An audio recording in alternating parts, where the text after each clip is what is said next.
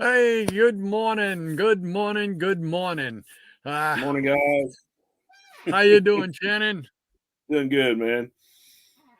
Well, I want to apologize right off the top. Literally 5 minutes before we were scheduled to go on the air, something happened with the internet over here, and it cut out. The cable remained on, so I got a feeling that the cable company of whom I used to work for uh, was working on the internet side of things. So hopefully they got it fixed or whatever they were going to do. Hopefully they won't interrupt us the rest of the way. So, but how are we doing this morning, Shannon? Oh, we're doing good. We're doing good. I pulled a little stack of comics, but the other stuff that I was wanting to get to, I was like, it was last minute. I was like, all right, I'm just going to pull some books about artists that I like and some other stuff, and one that we've talked about before. And I always got a big stack of stuff handy from him, but yeah, we'll just go through and hope everybody likes it. Yeah. Before anything else, I just want to show this. My son got me this for Christmas. So for all you Pulp Fiction fans, oh, there you go. that's a tasty burger. Nick Fury in his younger days. So, well, all righty then. We're gonna continue on from last week's shortened show. Shannon and I really liked doing it, and we said, well, we still pulled a bunch of stuff that we didn't get to last week, so why not do it again this week? So here we are. We're gonna do it again, and let's see here. Before we get to the ever popular, you know what, we're gonna just show this right here.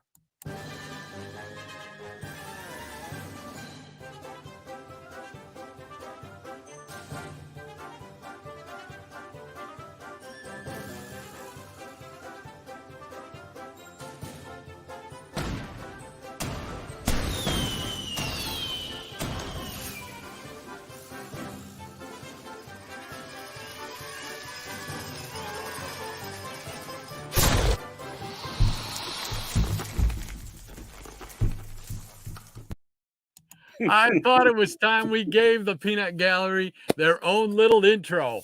So, oh yeah, I think I actually recognize a few of those guys. I like it. I mean, they're such an important part of the show. We get to interact with them. We love everybody showing up and everything and taking their time on a Saturday to hang with us. So I says, you know what? We're going to give them their own intro, man. So let's check out the Peanut Gallery today and see what's going on, see who's hanging out. Let's start right off. Here we got Easy Comic Reader. Good morning to you, sir. Good morning. And we got Maranya. Hello, Maranya. Morning, Maranya. Great to have you here. And Dr. Von Chilla. The other good doctor. There you go. Howdy, y'all, he says. Good morning, Dr. Von Chilla. Great to have you here as usual. And we got Ranger Spy from up north. Good morning, brother. Yeah. That's it. And we got, Captain Strange Life is here. Hans, good morning to you, sir. Good morning. And we got Jackson Roykirk here. Strolls in with his black silk coffee. Good morning, folks. Good morning, Jackson. Good morning, sir. Great to have you here. Snuffles McGraw. Great morning for everyone. Great to have you here as well, Snuffles. And Maranya is saying, glad to see the gang's all here this morning. Yeah, absolutely. Absolutely. We love it. Love it. Love it. And Han says, I'll be able to stick around. I won't be able to stick around very long as I'm leaving shortly to be on my way to the Windy City Pulp and Paper Fest in Lombard. Oh, cool. Awesome. Yeah, good deal. Yeah, are you going to be doing some video, shooting some video of it? And and then obviously you're going to show us what you bring back, right? Yes, we want to see that. Absolutely. Graphic Man is here this morning. Good morning, sir. Great to have you with us again. Let's hope this discussion is only about good artists. We shall see. We shall see. I wonder what he means by that. I don't know what he's referring to. That guy's kind of off the wall. All righty. And Han says, hello, Micah. And Dr. Von Chilla says, hello. Okay, Hans, don't be a stranger, eh? Have fun at the fest. Absolutely. Bring back some cool stuff. Maranya says, hey, at least your cable internet wasn't literally cut like what happened to me a few years back at my old place. Punk kids literally cut the cables to my building, which knocked out the internet. Oh, man. No, that's not. No, that would not be fun at all. No. Oh, my gosh. No. And I'm a little more tolerant of it because like I said, I used to work for the cable company for 40 years. I started out as a tech, doing disconnects and service calls right on up through project coordinator, the whole 9 yards. So I understand what they're doing, and I try to have a little bit more tolerance to it, but timing is everything. 5 minutes before we're ready to go on, I'm like, ah! Oh, no. So Jackson Roy Kirk says, yeah, I'm not sure you'll get your wish, G-Man. Well, I don't know. There might be a few surprises in here. We'll see. Yeah. And Miranda says, graphic, there must be some Gil Kane if they're talking about great artists. I would tend to side with Miranda. I think so. And Dr. Munchilla said, Gil Kane lives. Yeah, baby. Yeah, we got the two polar opposites right there. And Captain Strange Life says, very nice and wonderful intro. Thank you, sir. We try our best to do the best we can every week. Graphic Man says, why, whatever do you mean? Who said anything about that particular fellow?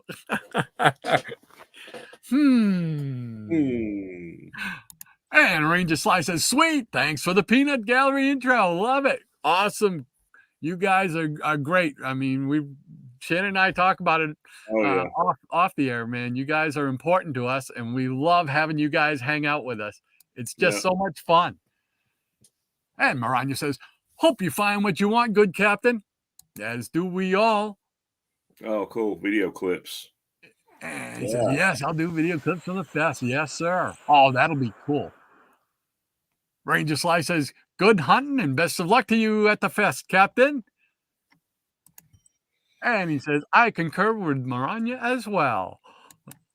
And Graphic Man says, you realize I've done more for that particular artist just by bringing attention to him. Oh, I think so. Yeah, you might have helped out a little bit. It's a mutual admiration society. Well, maybe only halfway there, I think. Maybe. Yeah, maybe.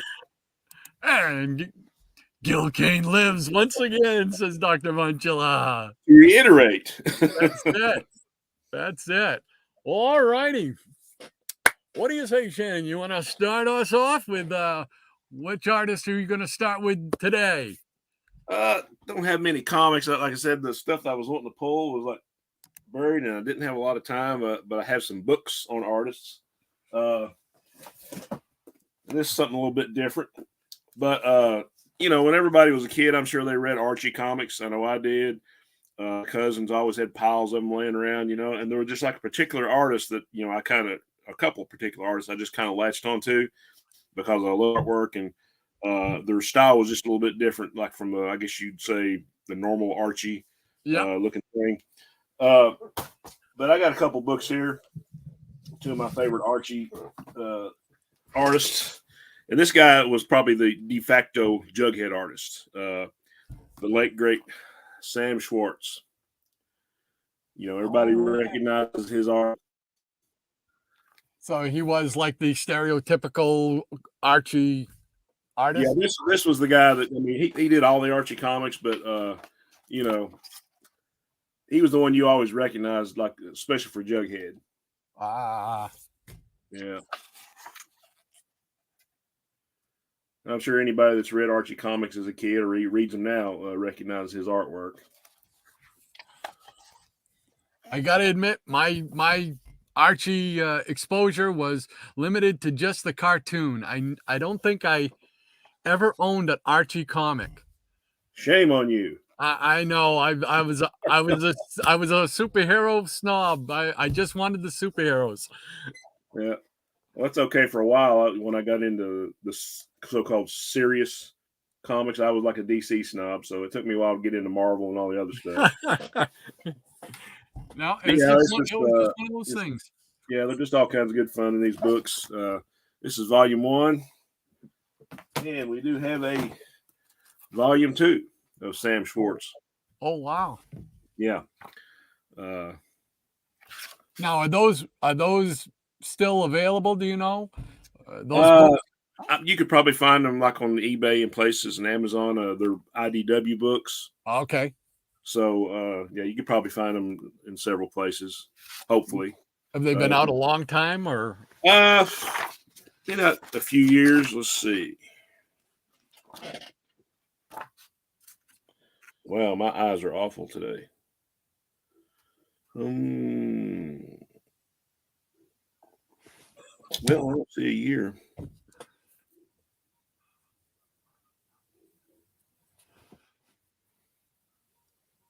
They look pretty cool though. I don't see the year on them, but yeah, I mean, Yeah, I mean it's. yeah, anybody that's read Archie comics, I'm sure they recognize the artwork. Now are those volumes, are they going by like certain issue numbers, or is it just No, just it's just like a hodgepodge, like okay. some of his stuff. Everywhere from the 60s up through the mid 70s, or like the 50s actually, like mid 50s up through the 70s, because he worked for Archie for a long. I'll tell you what, where you might recognize some of his artwork. He did a lot of work for Tower Comics. Okay. Did stuff like Tippy Teen. You remember that book? I know of it. I don't have any. But... Yeah. So he did like a lot of the teenage comedy, romance stuff. Or they are imitating the Beatles. Wow. Yeah, just a lot of fun stuff. I think I actually got this from Barnes and Noble. Yeah. There's a receipt still in there. Anybody that likes Archie comics or read Archie comics as a kid, I mean, these volumes are great. Wow. And my other favorite Archie artist, he started out back in the day, guy by the name of Harry Lucy. Oh wow, another one. And that's from the same like set, right? Yeah, well, it's a different set. It's just there were two volumes of each artist. Right. But I mean, put up by the same people in the same design. Yeah, I mean, and their style was just a little bit different from like what you would normally see, like from like Dan DeCarlo or Stan Goldberg, those guys that did Archie. Same kind of slapstick looking stuff. Yeah. But it was, I just kind of gravitated to these guys. And there's a guy that, a comic artist name of, what's his name? Craig Boldman. He did some work for DC and he did a lot of Archie stuff. And he was at one of the cons several years ago. And he was a big Sam Schwartz fan. I actually had him sign some of my Jughead comics from one Sam Schwartz fan to another. And I had him do a piece of Archie artwork for my sister because she was a big fan.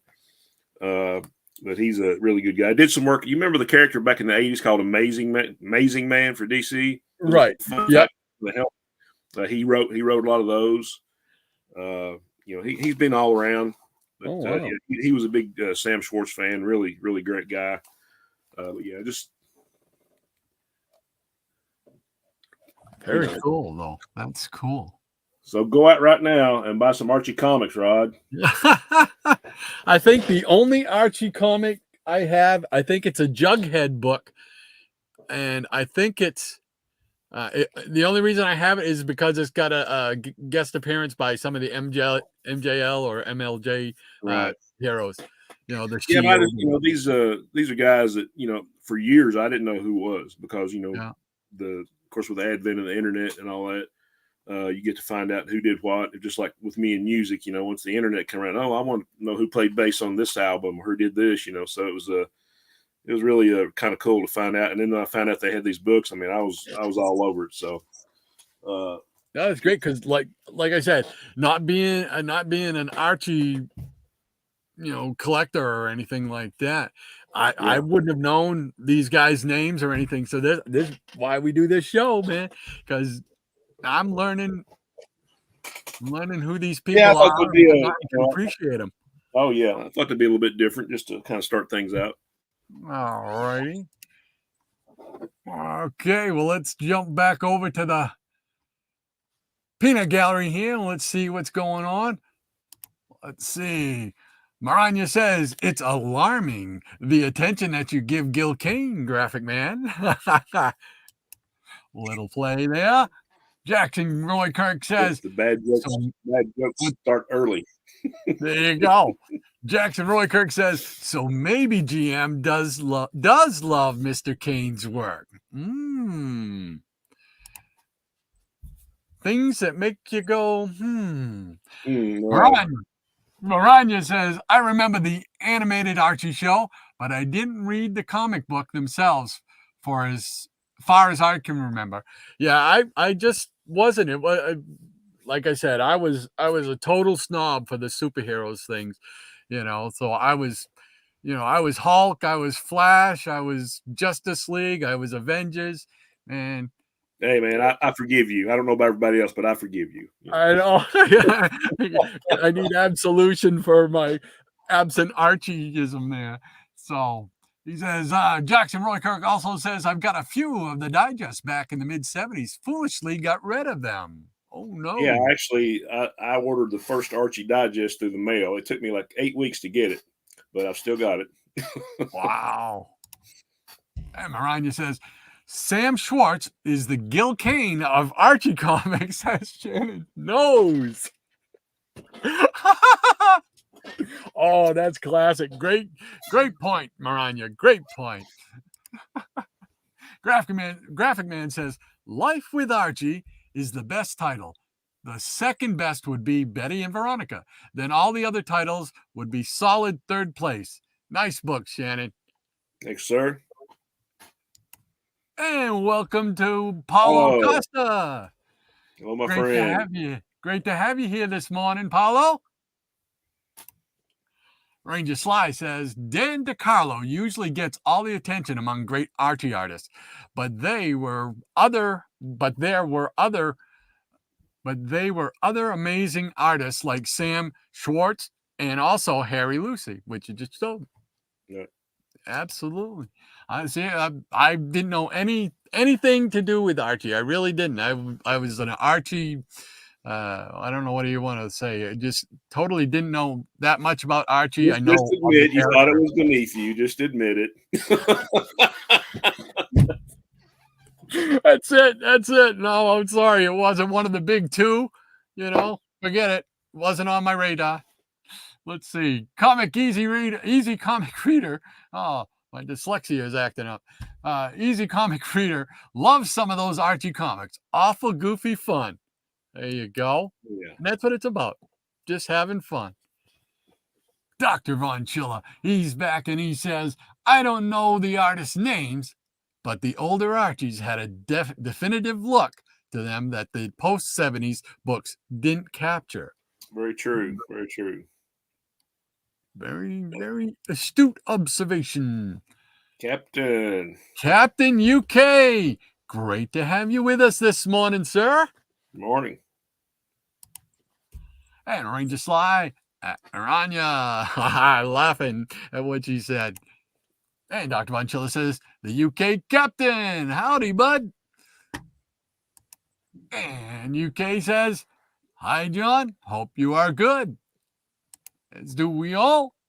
And Ranger Sly says, those IDW Archie hardcover collections are sadly mostly sold out. And some volumes can be on the very pricey side of the secondary market. Well, there you go. Thank you for that. When I first saw those, I'm going to go ahead and grab them while I can because there's no telling, what the price is going to be later on. So.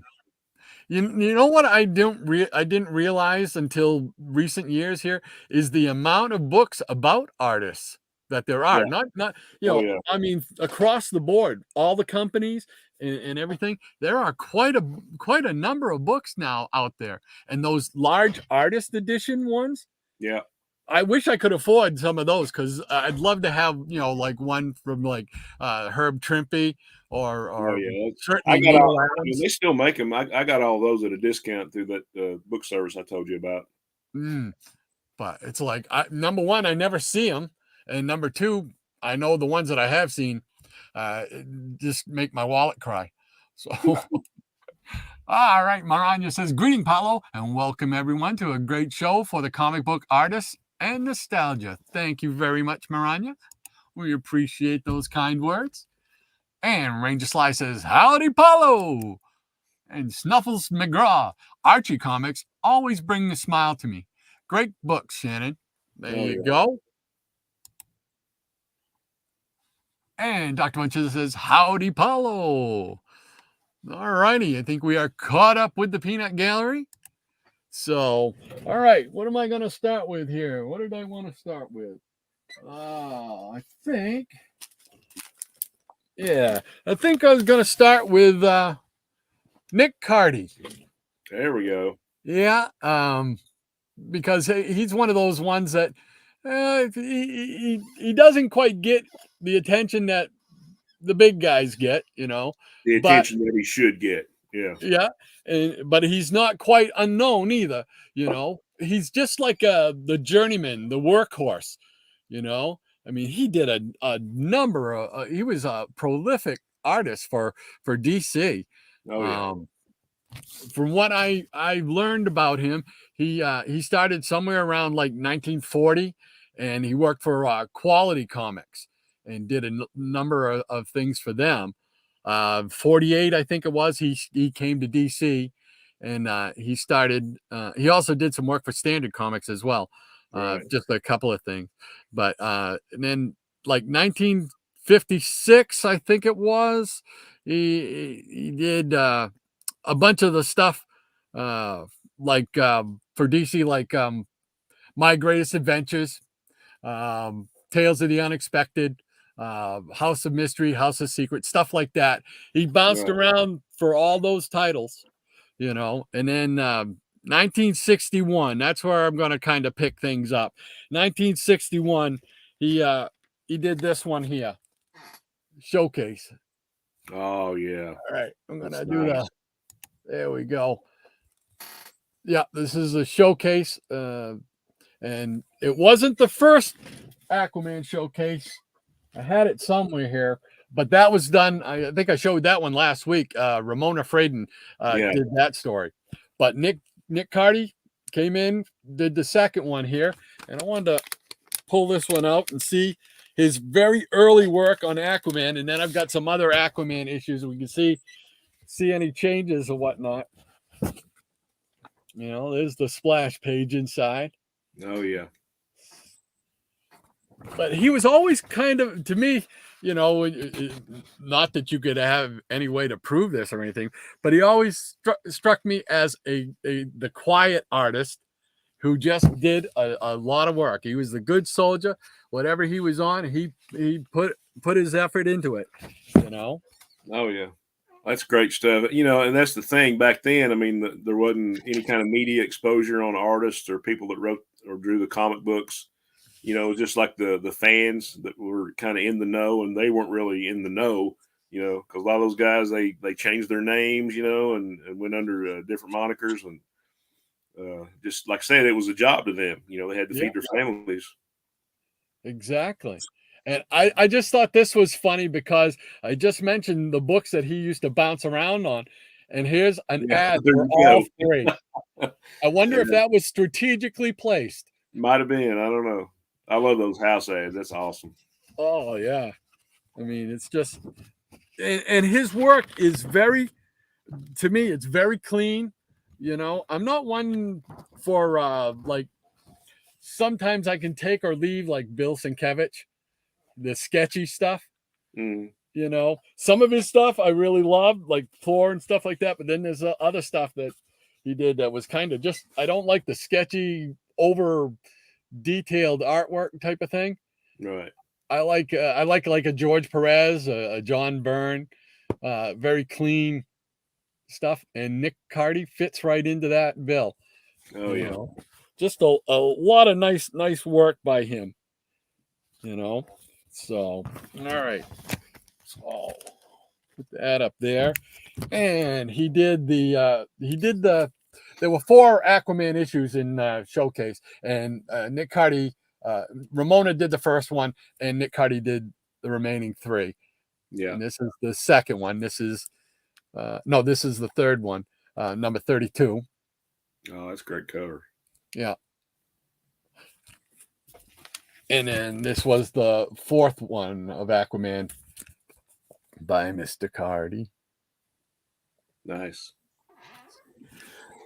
And then, I mean, he just couldn't get enough of Aquaman, so immediately upon the end of that, and the arrival of Aquaman number 1, oh, nice. Now in his own comic book, pulling out the big guns now. So I wanted to see what he looked like, doing those first Aquaman books. Oh yeah. Because he did some really cool covers for Aquaman. And Aquaman is pretty much where I knew him from. I knew he did some Brave and the Bolds because I was a big Brave and the Bold collector too. Right. But it was just Aquaman that kind of, when I think of Nick Cardy, I think of Aquaman. Yeah. Yeah, those covers he did on Aquaman towards the end of that original run in the 70s. Actually I think it was like, Nick Cardy was on it for a while, and then Jim Aparo took over like issue 40 as far as the art, but Cardy kept doing the covers, and those covers like from 40 to like 56 or 63 or whatever it was later. Well, 56 I think, and then they stopped the book, as everybody knows, and then they restarted it in the mid 70s. But yeah, those covers to me were awesome. So all right, so that was the first issue. Now I'm jumping to what would be like when I started really paying attention to Aquaman and whatnot, and you'll be able to know that because it's got go-go checks. Oh yeah. So, and this is issue number 26. Yeah. But if I'm not mistaken, I think he went up to issue 39. Yeah. Yeah. That's what. Yeah, you just saying it. Yeah, 39. So 1 through 39 he did, and just amazing.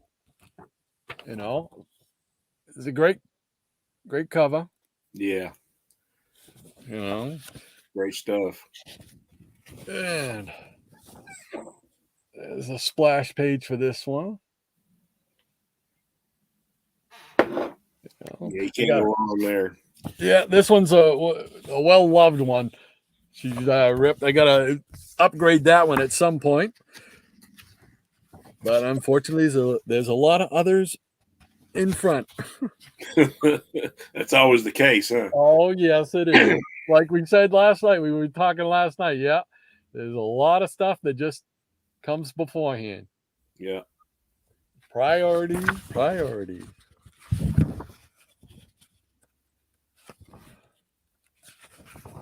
Let's see. So what else we got? Alrighty. Show another page. Yeah. So it's just fun stuff by him. And I'll just show a couple more covers of the Aquaman ones that I got. This is number 27. Oh yeah. Just great. Yeah, I think as he went along, those covers got more dynamic looking. I agree with you. I mean, you can just see. Yeah. This is. Yeah. You can really tell later on, like that one right there. You could really tell Cardy's work by looking at the faces, and the expressions and everything. Yeah. And then, something gone wrong. That is on my list. I love that cover. I always thought it was weird. It was like, wait a minute, Metamorpho's in there, but he doesn't need a helmet. I guess probably he doesn't. Yeah, he's just. I mean, I understand Superman. He probably supplies his own oxygen. Yeah, exactly. Yeah. But I just, Metamorpho is one of my favorite quirky characters. Oh yeah. Here's another great cover here. I can't read it because I think it's 31 because it's on a purple. You're right. Yeah. I remember seeing the ad for this one saying, "Oh, I wonder what's going on." Yeah. It's a nice one. Excuse me. And I think this was still during that time where if Aquaman was out of water for like a minute or something like that, he could die or something like that. Oh yeah. Yeah. Well, he had like be in water or around water like once every hour or something. Yeah. It was some kind of weird thing like that. There's another one. Oh yeah. Yeah, that's a shocking cover. Yes, sir. Electrifying. And that's number 32. And there's the DC version of Triton. Yes. Yeah. I gotta admit though, I prefer the Marvel Triton. There we go. Tula, Aqua Girl. Yes, sir. Yeah. Is that first appearance of her? I think so. Yeah, because it says meet Aqua Girl. Wild, wet, and wacky. Yeah, when I started getting into Aquaman in the early 70s, and I know they would have like the Aqualad backup features and she would be in it with him. I really liked that character. Yep. And then they hardly ever used her and then ended up killing her in the Crisis. I was going to say, didn't she die in the? Yeah. Yeah. We got two more and then we'll move on. Thank you for putting up with my Aquaman hour. I love it. No. Aqua Beast. Aquaman on roids. Yeah. I think they wanted to call him Aqua Hulk, but they already did the Bat Hulk in the in the Brave and the Bold. And then the last one I got here, let's see, it's number 35, and it's got two of his arch enemies with Black Manta and his brother Orm. Yeah, that's a cool cover. Yeah. Yeah, and you're hurting this is one you don't see. You don't see this cover a lot anywhere, I've never have seen it. That's first time for me. That's nice. So, but there we go. All right. We'll switch it back up. Man. There we go. All right. And we'll go over and we'll check out the peanut gallery yet again. See what they're saying. If I can remember where I was. I forgot to mark it. Nuts to me. In Maine somewhere, right? What's that? In Maine somewhere? Is that where you were at? Hey, sometimes I forget. I'm lucky to find my way home. Let's see. Maranya says, I personally want the huge Bob Layton Iron Man collection, which was $150 plus in 2018. I'm scared to know what it goes for these days. Wow. Yeah, I'd be scared for you. Was it Bob Layton I just saw listed on either Twitter or Instagram? He was doing some kind of a cruise to Greece or something, and he was doing some kind of like I think gonna do like autographs and signings and stuff like that on the ship or whatever. I think I just saw that last night. I think it was him. Because he showed a picture of an empty apartment. He says, yeah, we're out of the apartment and we're on our way to Greece. I think it was him. Yeah, I met him one of the cons in Lexington a few years ago. Really nice guy. Signed my books for free. And I wished I'd got a picture with him. Let's see. Dr. Vonchilla says in the early 70s, Nick Cardy was DC's answer to the proficiency of Gil Kane at Marvel. That's a true statement. Yeah. Because Gil Kane, man, he was another one of those guys who he was on every cover, I think, in the 70s. Seemed like. Yeah. Maranya says Nick Cardy did some amazing work on the splash page for that Aquaman, given the limited space for that page. Yeah, he knew how to work it. That's for sure. Yeah. And like we said, he doesn't get the big notoriety as the big names in the biz. Captain UK says Nick Cardy was one of the most underrated artists of the medium. never got the credit he deserved. We Exactly. wholeheartedly agree. So we wanted to show him a little love today. And Maranya says, I actually like the insert circular panels on the page. They work well with that era art, especially. Oh yeah, Yeah. I agree. Yeah, it was a different style. Ranger Sly says 100% agree, Captain UK. As do we all. Agree. We agree. Maranya says it looks like they used the Cardi design of Aquaman and Aqualad for the 1960s animated series with Tusky the Walrus. Yeah, I remember that well. Oh man, that cartoon, I was so mad because where I lived up here, we only got like 2 or 3 of the Boston TV channels, and we didn't get the one that used to show the Superman Aquaman hour. Right. And oh man, I was so mad. I didn't get to see those cartoons till like I think 75. Really? Yeah. Where they used to put them on a independent station, channel 38 out of Boston. This is after we got cable, and they were on at like 7 in the morning. So just before we went out for the bus, I was able to watch these cartoons, and I was like, I just marveled at them. But I was like 10 years, a little less than 10 years too late, Right. So let's see here. Captain UK says, agree, John. Nick Cardy was the cover go-to man for DC. Yeah. Yes, he was. Yeah, I believe. Dr. Monchilla, Rodney, don't ever say the names Nick Cardy and George Perez in the same sentence.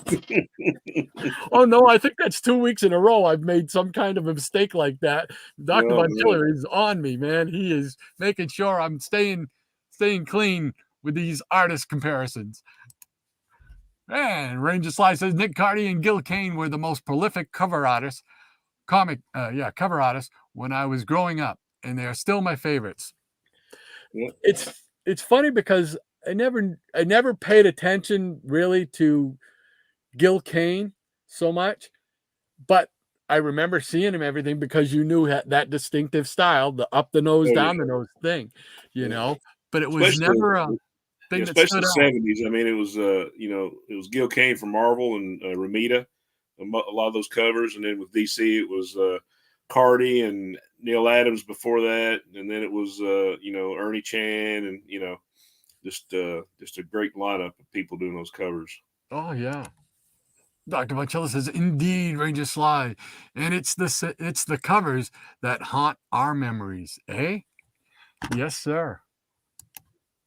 First thing you see on the comic, the cover. So, man, and a lot of times that would be the deciding factor for some people as to whether they were even going to buy the book or not,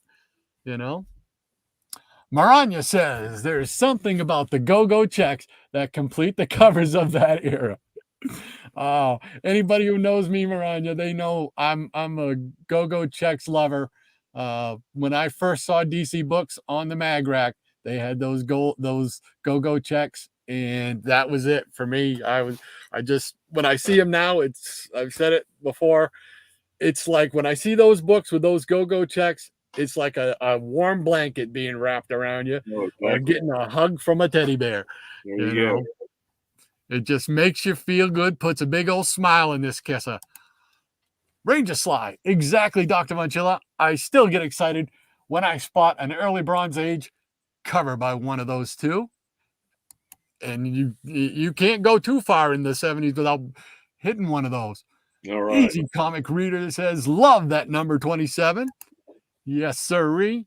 Ryan says, Hawkman didn't need a helmet either. Yeah, he had if you look at real close, I probably didn't give you a chance to see it, but on that Aquaman cover, he actually had like a breathing apparatus underneath his Hawkman mask. So yeah.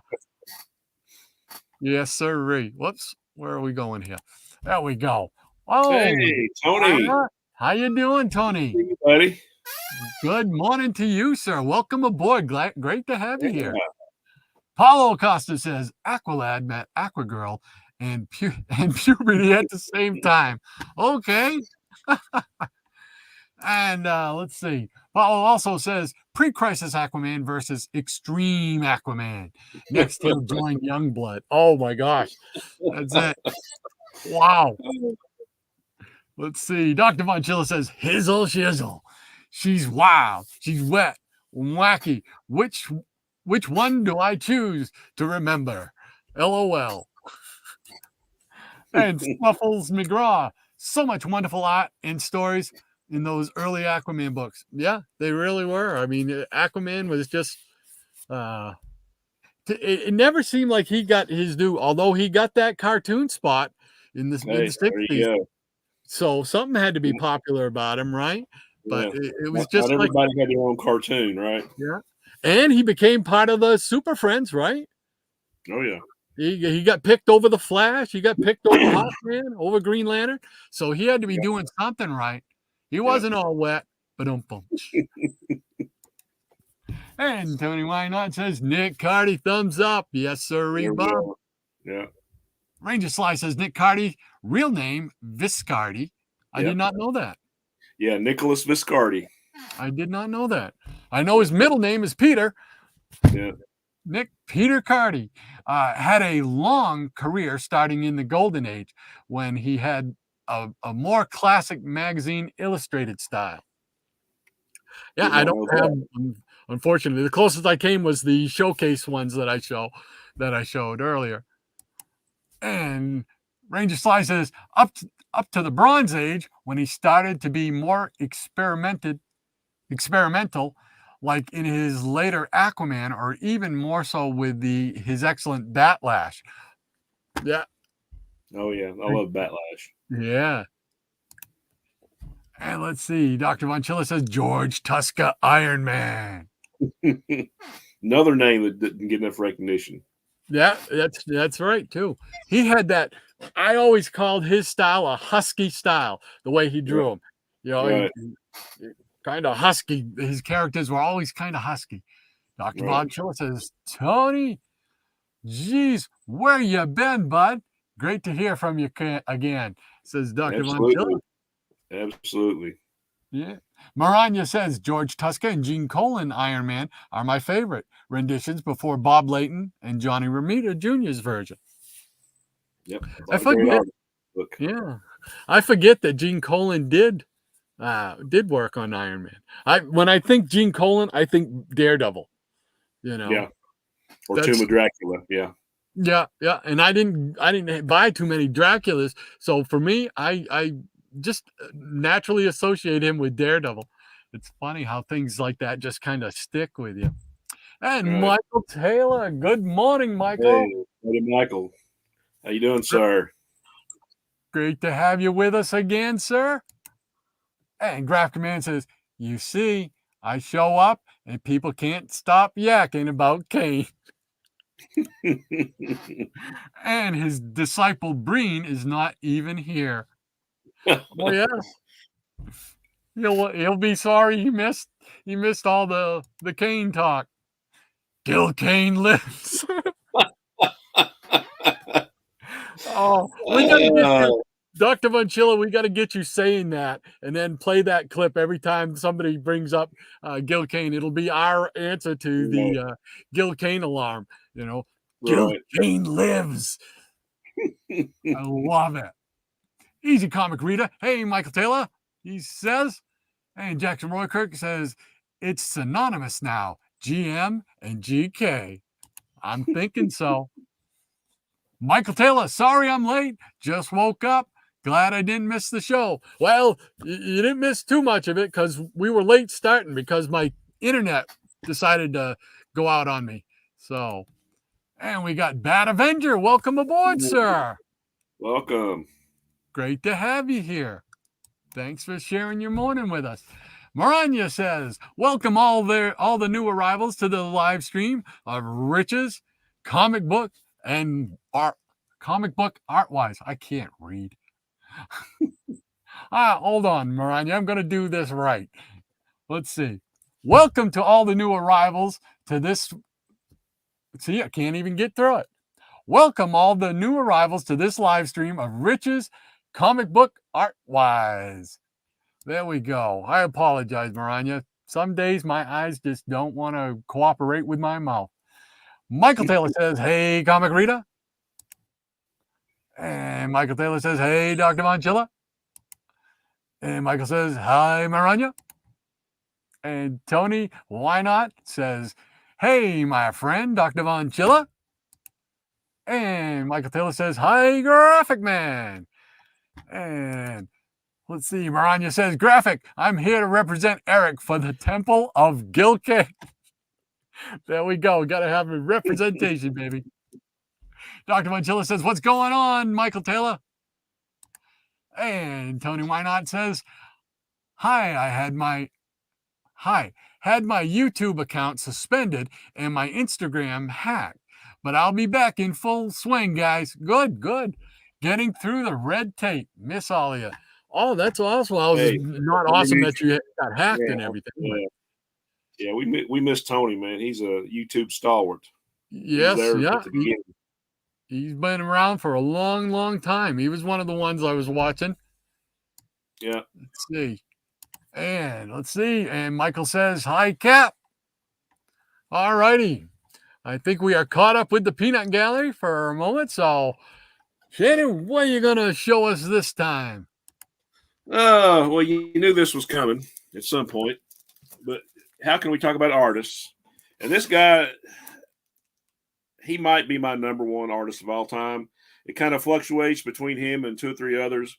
But, his was like one of the first styles that I first recognized when I started reading comics as a kid. The late and, always great, Joe Kubert. There you go. Yeah. I knew.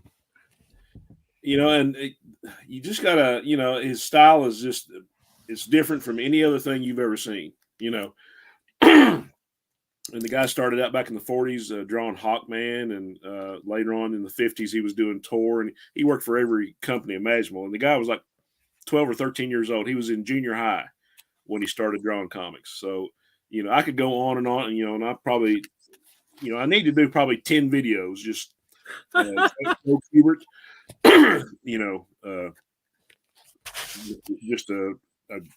just to honor the guy, because I was going to say, if anybody's qualified to do that, it's you, sir. But he's known, for a lot of the war stuff. It's one of those things like in the 60s and 70s, he became, I think he kind of became an afterthought because he started editing the books, and then he was doing like all the covers for the DC war stuff. He he adapted Tarzan from the ERB books and all that. Yeah. Of course, I have to show this one. This was like one of the yes I got as a kid. That's got a lot going on for it right there. Yeah, the guy knew how to draw war stuff. And here's another one of those nice square bound books. That one's on my hit list. Yeah, I love this book. That one right there. Anniversary, because I think the first Sergeant Rock was Our Army at War 80 or 81. And so this is like the 200th issue-wise anniversary. Awesome. More Sergeant Rock. And the thing that really strikes me about Kubert's work, and I know a lot of people call him Kubert, tomato, it doesn't matter. The guy is awesome.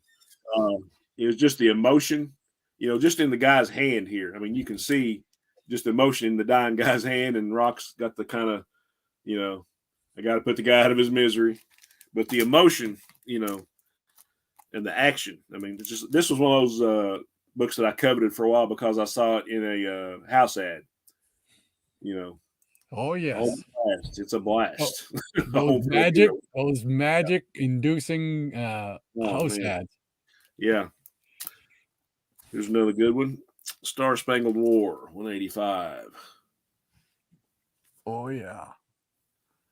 And he was really good, at shadows and a lot of the rendering and stuff.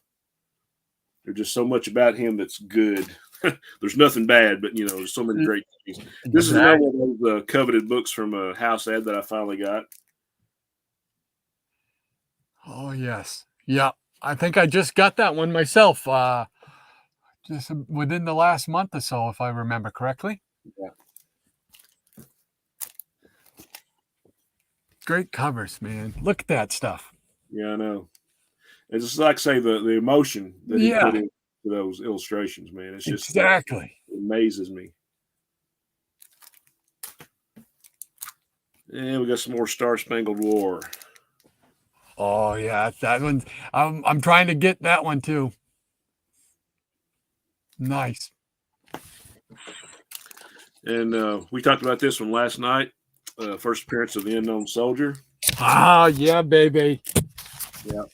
Oh, So you just got that one, or you're getting it. There There you you go. stereo. Yeah. Yeah, this came in the mail yesterday. Yeah, So, good deal. Yeah, I'm psyched for that one. Yeah, All right, I love the back Unknown to you. Soldier character, and big fan. But just the way he drew the comics in all kinds of weather conditions. I mean, like rain. I mean, he just brought so much to everything he did.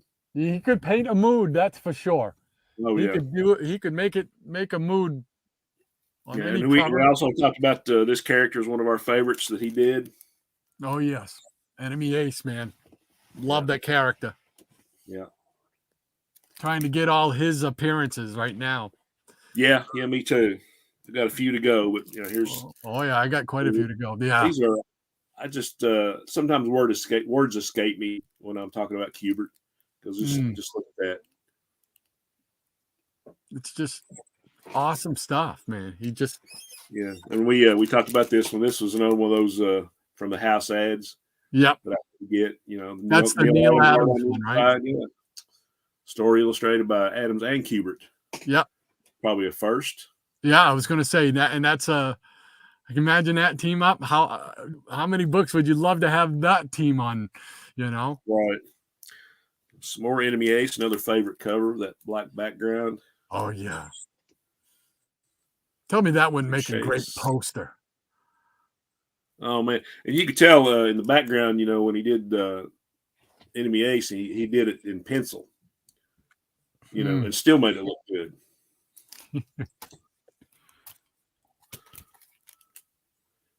I could go on, and I am.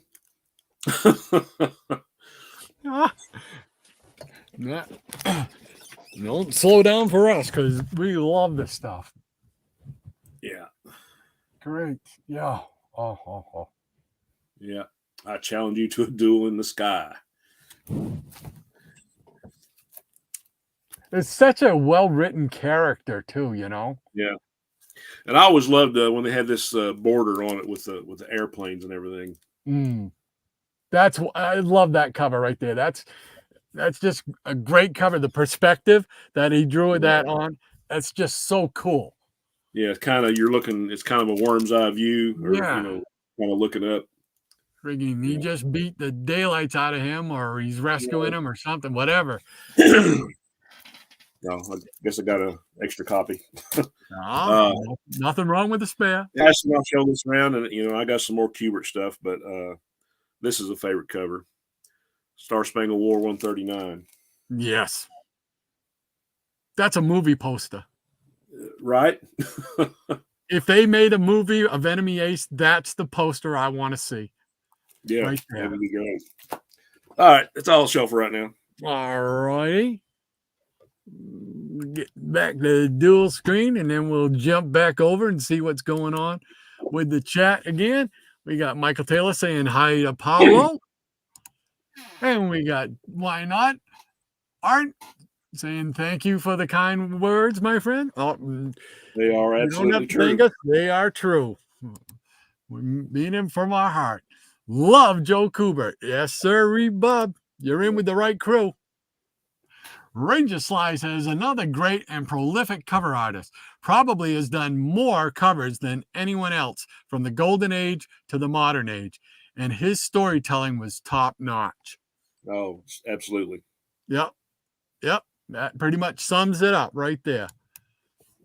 Michael Taylor says Kubert, one of the greats. Absolutely. Topeka. For a second, I thought it said Zpeka, and I'm like, what? Zpeka? Topeka Mike. Hello, everyone from up here in the peanut gallery balcony. I'm more comfortable up here, out of the way. Oh, well, we're just glad you are here, sir. Glad to have you, sir. Much. It's awful nice of you to spend your Saturday morning with us. We thank you very much. Maranya says, the good doctor breamed Shannon.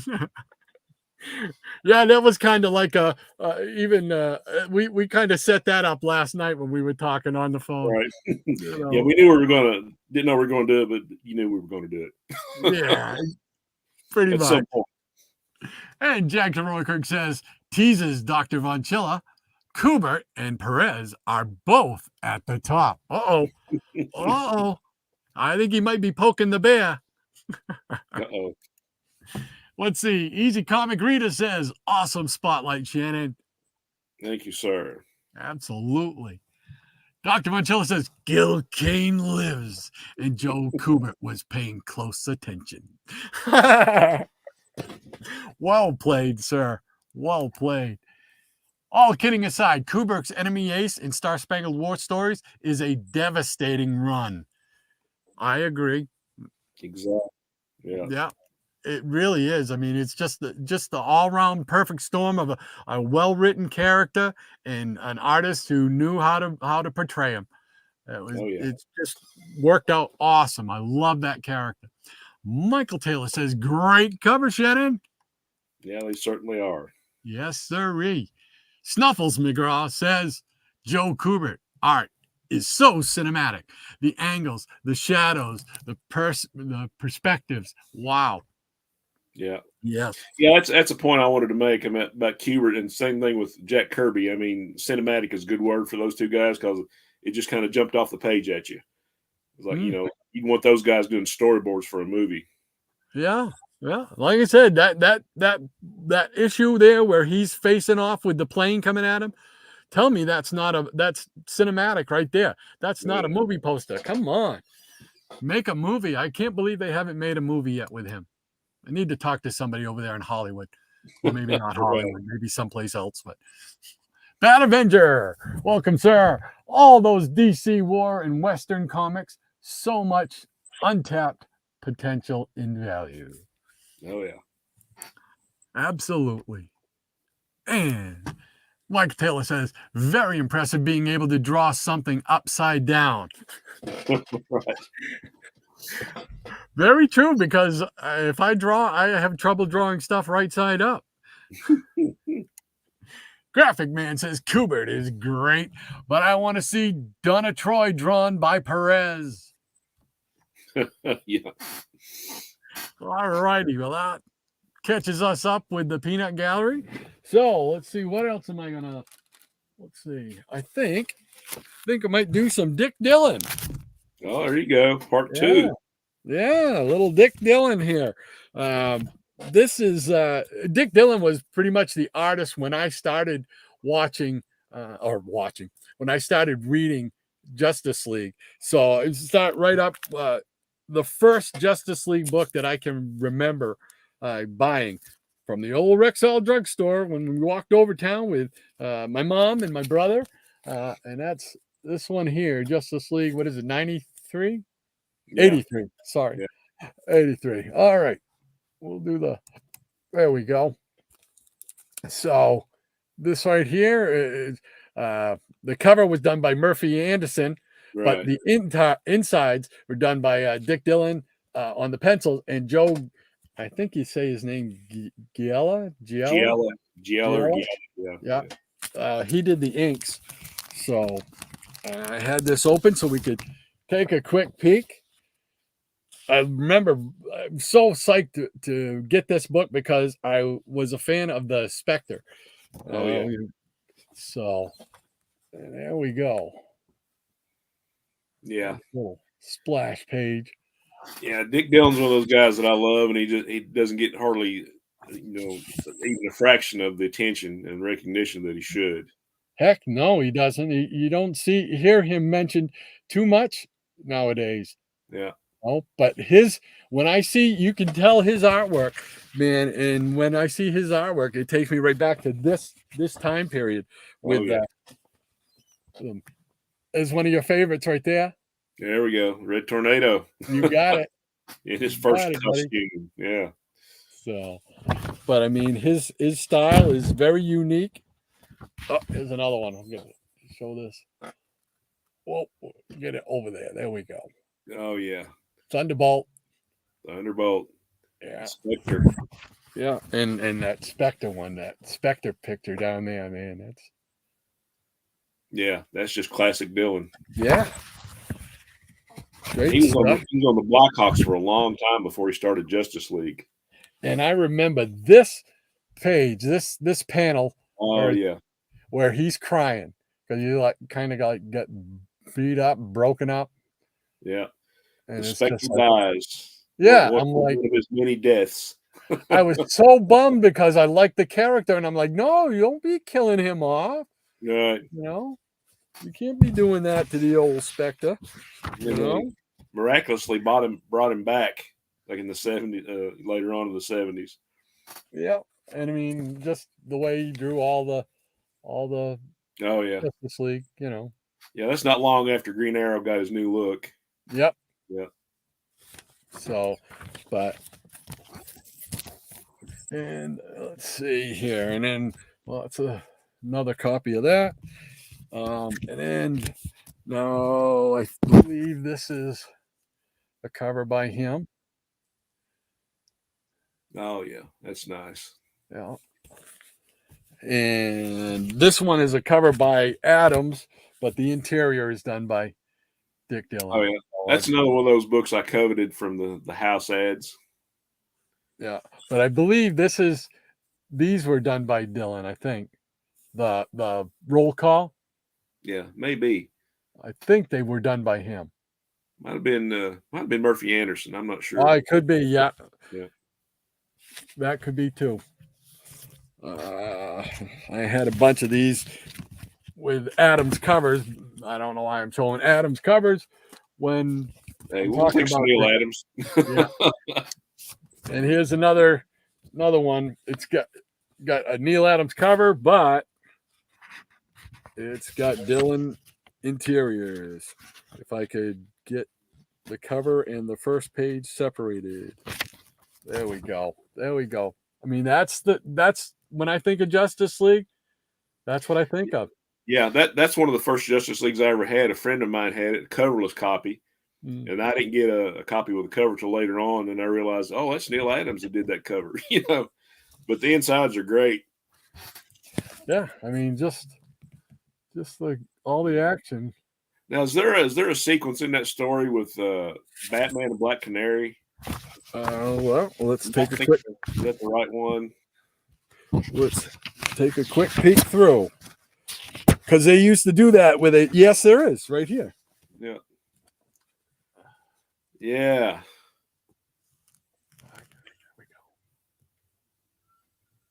Yeah, I think there's one where they were making out or something. I don't know if that was that issue or not, but I don't know if they were making it. Oh, let's see. I have to throw up my mower. Oh, there's the flash. Yeah. Yeah, it was a great flash. Yeah. Now, what else we got here? Let's see. Man, these pages are sticking together. They're just like there we go. Batman and Black Canary. I don't see. Probably another issue if it's not in that one, but I knew there was like a little issue they were making out. I always thought it was kind of funny, they would just kind of throw that stuff in there. Yeah, there's the last page. Yeah. Just great stuff. The guy doesn't get enough recognition for sure. No. And this one here has seen better days, but it's another Neil Adams cover on Dick Dillon interior. You can just you get the best of both worlds there. There you go. And here is, I believe this cover is done by him. Yeah. The whole pollution angle. Oh yeah. So, They were trying to be a little relevant there in the early 70s. and then this one here, I think that's a Neil Adams one as well. But this was another biggie for me. Number 91, and this is Oh yeah. my well-loved copy. Yeah. It Yeah, I love is that storyline. it has seen better days, but it has been with me a long, long time. Oh yeah. What So was cool to me about that crossover is the two Robins met for probably the first and only time. there you go. Dick Dillon. Oh, something's wrong with the Flash. Don't see. Super Crisis. That was that actually the first Crisis then? Have we been misled all those years? We have a super crisis on our hands. That's what he says right there. No. We have a super crisis on our hands. Yeah. That's the precursor to all the ills. There we go. There we go. Oh yeah. Yeah, that was kind of cool. They had like the Golden Age Robin and the Golden Age Adam in that one. Yep. Yep. I mean, just a lot of fun. And they teamed up with each other on there. So, Yeah. but yeah, he's another one of those ones that's just, like we said, he doesn't get a whole lot of recognition. Oh, I got to throw up Solomon Grundy. Oh yeah. It's one of our favorites, I know. Yeah. So, but let's see here. Is that the end of the story? Oh, looks menacing. He's going to break Superman in half. That's it. So then there's a Knights of the Galaxy backup feature for those. Oh yeah, those were cool. But yeah, so a little tribute to Dick Dillon there. So I love Dillon. Yeah, he's one of those ones. You don't hear him in conversation too often, but for me, when I think of Justice League, I see his artwork there. Oh I yeah, love well, he did like I say, he started out back in the day, and then when he went to DC, he did a lot of the Blackhawk stuff. Then he went over to Justice League, but later on he was in World's Finest. He did a lot of that stuff. I mean, he did some backups of the Atom, like in Action Comics, some Green Lantern backups, Yeah. Flash, and just he was all over the place. Yeah, I mean, he was just one of those recognizable styles. You didn't put a name to it. You just always saw it. Right. Right. So, all right, let's jump back over to the Peanut Gallery, see what they're saying. Let's see if I can find where I was, because I lost it again. And I keep clicking all over. Oh, okay, Cy Cooper, blah, blah, blah, blah, blah, blah, blah, blah, blah, blah, blah, blah. Cinematic, blah, yeah, blah, blah, blah. Let's see. Ding, ding, ding. Upside down. Okay. All right. I think I figured out where we were.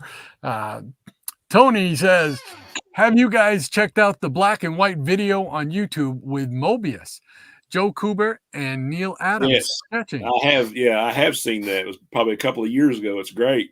They each get up there and like they take a turn on this big giant sketch pad. Oh, really? Yeah, it's really It cool. says it's in French and really cool to see these legends go at it. Yeah. Oh, yeah, that is definitely worth searching out because that's a great video. I was gonna say, how do you know what the name of it was or what? No, it's just I don't know. Maybe Tony knows what the name of it was. I don't know it right offhand, but I do remember the video. Or maybe if you just put all three names in, maybe it'll search it out for you. I'm sure. Yeah. I gotta hunt that down because I want to see that Kubert and Neil Adams. Mobius, I don't know that much about. I know of some of his stuff. I think he did some Silver Surfer or something quite a while back. But definitely Joe Kubert and Neil Adams. Oh, I want to be there. Oh yeah. And Garatu, Tomb of Terror. Hello, sir. How you doing? Good morning to you and welcome aboard. Glad to have you with us this Saturday morning. And Paulo Costa says, I want to see that at Why Not? And Maranya says, hey there, Gratu. And Michael Taylor says, I was referring to how great Kubert drew that soldier upside down. Oh, yeah. I mean, Kubert just was a gifted talent, man, without a doubt. You know, Tony says, hey, Paulo, it's really good. Dr. Bonchilla says the 15 and 20 cent JLA books are absolutely awesome. No argument there. No, sorry, Bob. Let's see. Graphic Man says, hopefully you will show some Blackhawk. I didn't pull any Blackhawk, so I know the box is down there. I don't have access to it just yet, Graphic Man, but I will have to pull some out at some point in the future for you. How's that? Iggy Pop. Higgy Pop. Welcome, sir. Great to have you with us. He says, what's up, guys? Michael Taylor says, hey, Gratu. Dr. Bonchilla says, Higgy Pop Comics, welcome. Dr. Bonchilla says, oh, shizzle. Rodney and Shannon talking about JLA. Buckle up, y'all. Yeah, that'll have to be just like one whole video where we talk about the JLA. Oh, my gosh. I think we could do several videos, couldn't we? Yeah, and then right after that, the Avengers. Yep. And then Squadron Supreme. Right. Maranya says that page you showed before the Flash had Batman and Black Canary kissing. Yeah, yeah. I only had it up there for a short time. I didn't see it, but so that must have been what you were talking about then. Yeah, it was kind of funny. You know, you'd see like odd members hooking up. And I think at one point later on, like in the early 80s, you had Flash and Zatanna having a moment. What is up? What's going on with those JLA guys in the 70s? Snuffles McGraw says, hi, Gratu. Dr. Bonchilla, I love the stripped covers that were found in the 3-packs of the early 1970s. Yeah. I've actually searched them out on eBay. Yeah. Yeah, they would like take the top part of the cover off and then to sell them in those packs. Yep. I remember I've not seen any on eBay.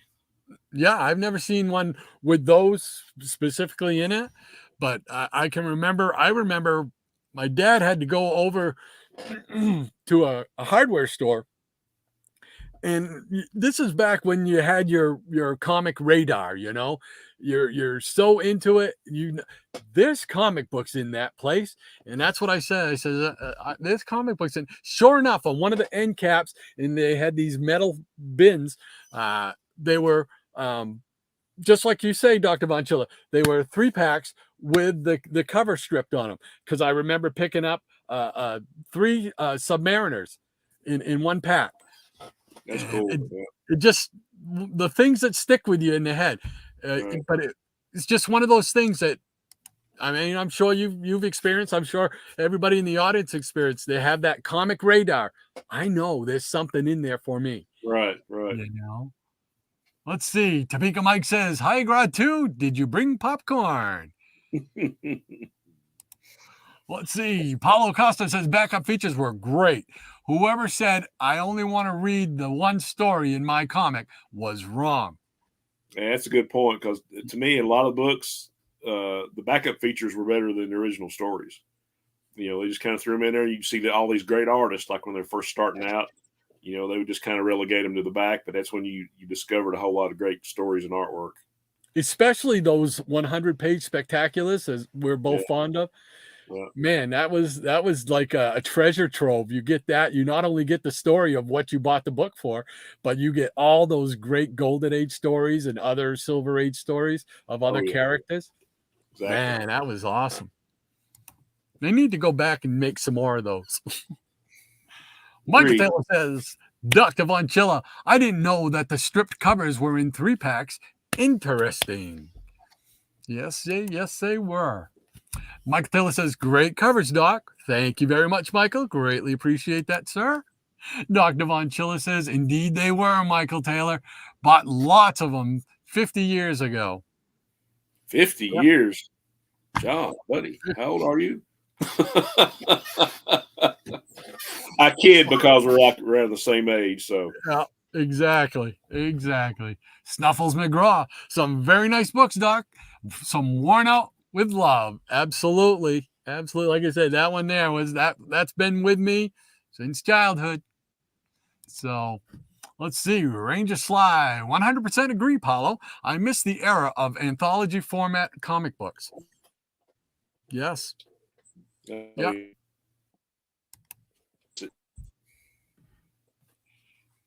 Easy Comic Reader says, thanks for showing some Spectre and Grundy. All right. Another fellow Spectre and Grundy fan, I take it. Absolutely. Yeah, got two big Spectre and Grundy fans right here. You got it. Exactly. Maranya says they actually wanted to have Wonder Woman and Green Lantern, Hal Jordan, be a couple back in the day, but because a fan's letter suggested it, they had to squash the plans to get them they had to squash the plans to get them together. Sometimes That's I just kind of never heard that. Yeah. No, I never heard that either. That is cool. Yeah. Wow. I just don't. I guess they could be a couple. Hal being such a space policeman, it probably would have worked. Maybe. Let's see. Tony says, I have to go, but I will see you guys soon, and I'll get that info out to you for the sketch jam video. Oh, cool. Yes, please do, because I want to see that for sure, and I'm sure there's a bunch of other people want to see it. Thank you very much, Tony. Greatly appreciate that, man. Have a great day, Tony, man. Glad to see you here. Yeah. Take care, all. Love you guys. Same to you, brother. Take care. Yeah. That's another guy we need to have on here. Yeah. Yeah. Line them up. Maranya says, take care, why not? And good to see you again. Yes, sirree. And Michael Taylor says, I mentioned Spidey. And I think we are caught up now with the chat. So where are we anyway? Holy mackerel, it's almost 11:30 already. Okay, also I'll do maybe a part 2 of Kubert. Not a whole lot of comics in this, but some interesting stuff. That's all right. It's about Kubert. Bring it on, brother. This right here, this was sold in like art stores like Michael's and Hobby Lobby. And I think I've got actually 2 of these. I think I've got one at like Hobby Lobby and another one I bought online. But this is like for a beginning artist, I guess. But it's called a Joe Kubert comic book studio. Oh, cool. And, you open it up. And, of course, you have the little cache of art supplies in it. You got some colored pencils, an ink pen, erasers, little triangle, and you got you have some paper. You have like a thing of some paper that's stapled to draw your comic book in, and you also have the book. Oh, wow. And this is really cool, because anybody that wants to like draw comics, learn how to draw comics, this is really a good beginner's guide. And Joe kind of illustrates himself like in a cartoony type way. Wow. Yeah, but you can get these like in art supply stores, and and he's kind of telling you start with a story, and then you draw the story, and you make up your characters, and it's just a fun little setup. Like if you just want to draw your own comic book, and really like the stuff that he has in here would go like for any age artist. Shows you how to set up a title page and the stuff that you might want to make your comic about. Wow. Now this is that is independent of like the Joe Kubert courses, right? Right. Yeah. This is it's got some of the cover illustration that was on the outside of the box is actually on one of those books that I have from the correspondence courses. Yeah. I mean, he goes into actually a lot of detail, about how to draw wrong and right, and getting reference, and how to set up your pages. Man, I wish I'd have had something like that when I was like in like a freshman in high school before I started taking out courses. It's like all the good stuff came out after. Yeah. Showing you how Wow. to set up your pages, and how to ink it. Then again, though, if I had that, I probably wouldn't have graduated because I would have spent all my time drawing instead of doing work. Yeah, but it's a neat little package. I think they used to sell it for maybe $20 or $25. Wow. How long ago did you get that? Let's see. It's been a few years. Because my wife likes to frequent Hobby Lobby, so I was going to say this came out in 2002, actually. 2002. Oh, it's been a few years. It's been a few years. Been about 20 years. But that's really cool, Shannon. That's cool. Okay, can't mention Kubert without mentioning his signature character before he came to DC. Tor. Yeah. And this this is volume 3 of Tor. I mean, he had like several volumes of this, and this I think there's like some reprints. Joe kind of drew himself in these, and I just love the way he drew all the dinosaurs and the terrain and the cave mix. There you got like a big double page. Oh man. Yeah. See, Tarzan was another one that I was a snob and didn't buy any Tarzan, and I know he did a lot of the Tarzan work for DC as well, because this is reminiscent of that. Oh yeah, a lot of the same kind of artwork. Yeah, I mean, it's just phenomenal art, man. Like I guess it was Moranya was talking about the little insets that you'd see, like the circular or like the little rectangular ones there. Yeah, kind of make the story kind of give you a close up of what was actually happening in that page. Wow. Yeah. Great stuff. Look at that.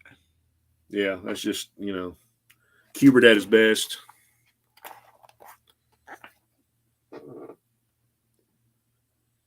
Wow.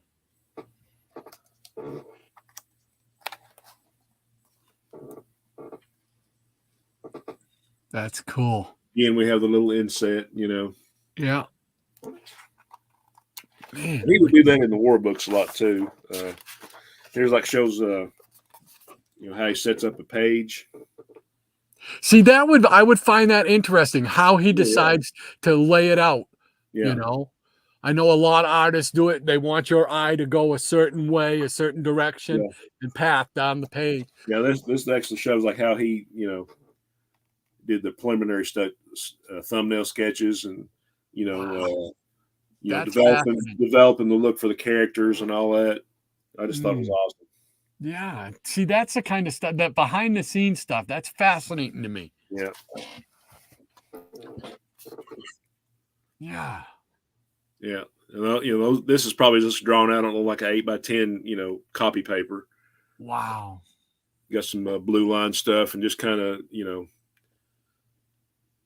to have that kind of talent that he has or had, and to be able to just arbitrarily, hey, you know what, I've got an idea, and then he just fleshes it out on a piece of paper.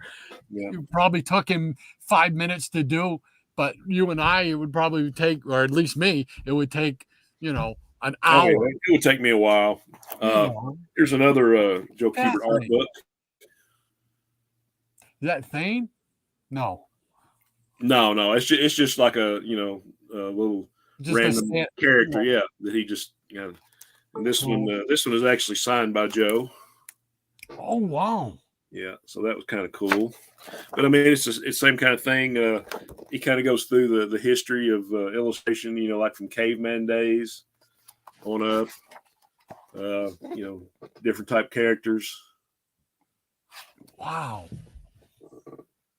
The basics of drawing the human head and the figure and anatomy, and See, that's all stuff that I wished I'd have had in high school, man. Look at that.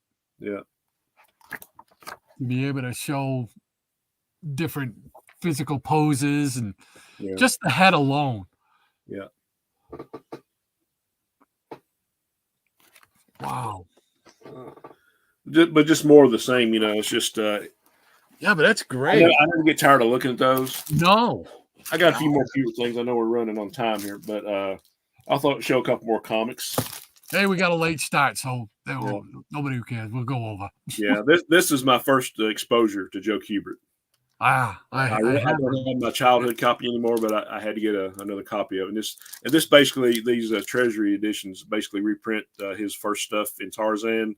Yeah. We started it with the issue 207. But yeah, it's just cool. yeah. And here is the other one. Oh, nice, yeah. And you gotta love these treasuries. You have the pinups and how to draw this, and the puzzle page, and you have the diorama cutouts, which were I think on the back. Yeah. Yeah. Yeah. And I never did do the cutout on these, which I'm glad I didn't. Yeah. It would be kind of cool to get like a ratty copy of one and just kind of set it up. Yeah, just to see how they actually look. And yeah. That's but cool. Yeah, it's just the same. Wow. Oh, here we go. Yeah. I love those treasury editions, man, because you get up close and personal with that art. Oh, yeah. Nice, big. This like I say, this guy was like ever present. I mean, talk about prolific. Yeah. There's a great looking page. Oh, look at that. Yeah. Even the background, there's not even any characters in it. I mean, he just the guy did his research. I mean, he did his work. And back then, it was okay. You had to go to the library and get books, or you had to go to the actual place and take a photo of it. Yeah. It's just Oh, cool. Yeah, a couple more books really quick. And the correspondence course book. I've showed these before. Yeah, that's neat. You can get these like on the Kubert's World website. Oh wow! And, we talked about these before. You would have like between every storytelling, the script, reference, character sheets. You'd have all the lessons. And about how much does it go for? Do you know? I can't remember. I think you can. They were selling them like all 5 or 6 of them, like maybe for $100 or a couple $100. Wow! For just the books. But what was cool, you'd have an instruction page, and then you'd have like a piece of illustration board to do your practicing on. Oh. So it was great. Yeah. Jeez, look at that. Then you would have one where you'd have to do your actual. I mean, he just went into very serious detail, on the composition of how to do comic books. And at the end of every lesson, you would have the assignment, and they would give you like a comic page, extra piece of Bristol board or illustration board to do it, and that would be your assignment. Oh man, yeah. But anybody that loves comic book art, likes to draw, likes Joe Kubert, I mean, I would highly recommend getting on kubertsworld.com and going to the art stores where you would buy these. Wow. Yeah, look at that. That's just incredible. Yeah. Wow, man. Yeah, I could go on and on about these, and I did a video on these a few years ago. Let's see. Last thing I'll show real quick. You talk about those artist books. I had to have this one. Oh yes. And this shows them. That's huge. Shows them the pages and actual size. Wow. You can kind of see Look, where some of the correction fluid was, the white out, the way he did the inks. probably got notes and stuff in the margins and stuff too. Oh yeah. Oh, see, I'm always fascinated with behind the scenes stuff, and Yeah. comics is no different for me. That is just cool. Yeah. I don't want to show too much because I know we're kind of crunched on time. No, like I said, we started late. You show it, brother. We want to see it. Yeah, I mean, I could do umpteen videos on Joe Kubert and his art and what I love about it, which is everything. Yeah. Yeah, it's just Now, if you still find these books, I mean, they're great to have. Now, I'm not familiar too much with his son, right, Adam? Yeah, Adam and Andy. Yeah, they both. Okay, yeah, okay. I wasn't sure if there was another one. I thought it might have been imagined. Yeah, he had 5 kids, and 2 of them, Adam and Andy, like did a whole lot of work for Marvel. Now, how does their work look compared to their father's? Is it a similar style? One of them is real similar. Yeah. The other one, you can tell that, like, a sense of design and the storytelling is great from both guys. But I think, like, during the new 52 DC, I think Andy came over and did some work for DC for a while. But yeah, those guys have been all over the place, but mostly for Marvel. Those 2 guys, after their dad passed, they still run the school. Okay. And all the correspondence stuff. But yeah, the one thing that I would get, if you like the Kuberts, there was an Adam Strange miniseries. I think it was a Prestige several years ago that I think Joe and maybe Andy did, like, pencils and inks together, and it was really awesome. Wow. Just look up Adam Strange by the Kuberts, and I'm sure you'll find it. Those guys are great artists in their own right. I mean, you could go on and on about them and what they did, but Joe, like I say, I could do 100 videos and never probably touch the stuff that Kubert did. So anyway, I just love hearing you talk about Joe Kubert, because I know your love and passion for his work and stuff. So I really love that feeling of you can feel your passion for his work. It's the same way I feel about Neil Adams, and whatnot. It's just that real passion for their work. Yeah, I think one of the videos I did, I was on a stream or something, but some of the lessons I actually sent in and got back, you would do your lesson, and then they would have like a tracing paper overlay where he would do like inks and do the corrections on what it should look like. Well, I've got a couple of those where Joe Kubert actually inked and did the correction. So in a way, I look, okay, Joe Kubert inked my pencils, so it was a big thrill just to have that. Because back then, I mean, he was going through all the lessons and doing the corrections, and and so he actually cared about what people were doing. He was always trying to encourage you, like he'd make little notes like, you're coming on well, Shannon. Pay more attention to this and this and this, And even when I sent it in, even though I spent a great amount of time on what I did, I was like, okay, it doesn't look too bad. Then you get it back, and he's like, okay, he destroyed me here, but he's exactly right. On every comment he made, and the guy has been around since the 40s, doing it since he was 12 years old. So okay, yeah, he knows what he's talking about. And it's like the videos that go along with the correspondence course. One point that he always made in that was like, if it doesn't look right, then it's not right. So yeah. Oh, cool. And that's another show I want to do. Is I want to get a chance for you to show some of the work, if you don't mind. Show some of that work, because you showed it to me, and dude, it's very, very cool. Very cool. Yeah, to me, like my drawing is one thing, but to have Kubert do the overlay and say, oh, the guy actually like kind of inked what it should look like, so it's pretty cool. I mean, we've both shared our pictures together about our different heroes and characters we come up with and stuff like that. I want to definitely. That's another episode we're going to have to do. Yeah, for sure. Absolutely, because I think you missed the calling. You had a real shot, I think, doing some comics. Well, I appreciate that. I don't know about that, but Well, I don't. We'll let the peanut gallery be a judge on that episode because, Mister, I've seen your work. I'm impressed. Well, So, likewise, I enjoyed yours too, man. But we will do that episode. oh yeah, that'll be cool. That will be cool. Let's see. I had the peanut gallery all set up, and then I just went and moved it, and I just messed it all up. There we go. All right. Here we go. What time is it? We got 20 minutes off. So we'll do the peanut gallery real quick. I think I'll show just a couple of Neil Adams because he's my passion as far as my favorite artist. So, and then we'll have to do today's sponsor of the show, which was Astro Theater.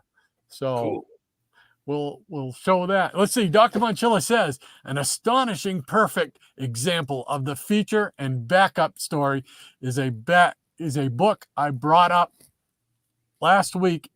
Detective Comics 437. Manhunter. Yeah. Simonson. That's the first chapter. Yeah, that's an awesome book. That's the what was Shaw? Is that his name? No, that was the clone of Paul Kirk. Paul Kirk, that's it. Paul Kirk. Yeah, because Paul Kirk, and then you had Mark Shaw show up in the 70s. Yeah, yeah. Paul Kirk though is the one I remember. Had the cool outfit and the flaring arms and right. That's the one. Yeah, that's the one I like. So, all right, Dr. Monchilla says, "See you later, Tony. Take good care, bud." Exactly. And Michael Taylor says, "Very cool, Joe Kubert drawing kit." Yes, it is. I really wish that I had that when I was in high school, man, because that would have been cool to learn. Justin, welcome aboard, sir. Great to have you with us today. Oh, I had that. That book is great fun. And he also says, need TP grab it again for my kiddos. Yeah, I'm not sure. Oh, I think it's probably just a type. Need to grab it again for my kiddos. Right. There you go. Absolutely. I wish one of my kids was involved in drawing, but they're not. One can paint really well. Cool. Let's see. Dr. Monchilla says, "Someone please pass that Joe Kubert tutorial on to Todd McFarlane and Eric Larson." Do we have an opinion about artists, Sean? Oh man. Whoa. Let's see. Maranya says, "I used to draw my high school religion class while I took notes. My teacher told me not to sit up front because he'd watch me sketch and lose his place lecturing. Never told me to stop it though." That's great. Oh, that is. Maranya, you got some great stuff. Yeah. Oh man. Dr. Monchilla says Joe Kubert taking the cinematic approach to the extreme. There we go. Michael Taylor says, "Great tour on top of that dinosaur." Yeah, that was an awesome picture. Yeah. Just incredible dynamic drawing. Dr. Monchilla says Joe Kubert blazed through his work while Gil Kane sat at his knee taking notes. I don't know about that. We'll just agree that they're both great. Okay. Yeah. That's it. Oh my gosh. They both have their place in the pantheon. Let's see. Justin says Yossel is a great book for this stuff too. Yeah. He did a lot of graphic novels. That was about a little Jewish kid. And I was trying to find those graphic novels that was like Jew Gangster and Tex. It was like an Italian Western thing that they adapted for an American audience. It was great. I mean, he had so many things later on that maybe not a lot of people know about. But yeah, Yossel was great. Wow. Facts from Sarajevo, that was another one that he did. Yeah, I'm not familiar with him at all. So. Yeah, those are great, and it's just the stories are great, but just if you look at a page, and it's just like what I was going on and on about with Kubert. It's just like every panel has got like something of interest, Wow, I have to look that up now and see. Boy, I've got a lot of homework. Let's see. Dr. Monchilla says, and this is the only time y'all will hear me talk smack about Gil Kane. I believe that. Yes, sir. And Ranger Sly says, Dr. Von Chilla, he's laughing heartily. Let's see. Maranya says, I used to devour reading all the books in the 740 to 743 Dewey Decimal range in my library I'd visit growing up. That's the drawing books. Yeah. Okay. Yeah.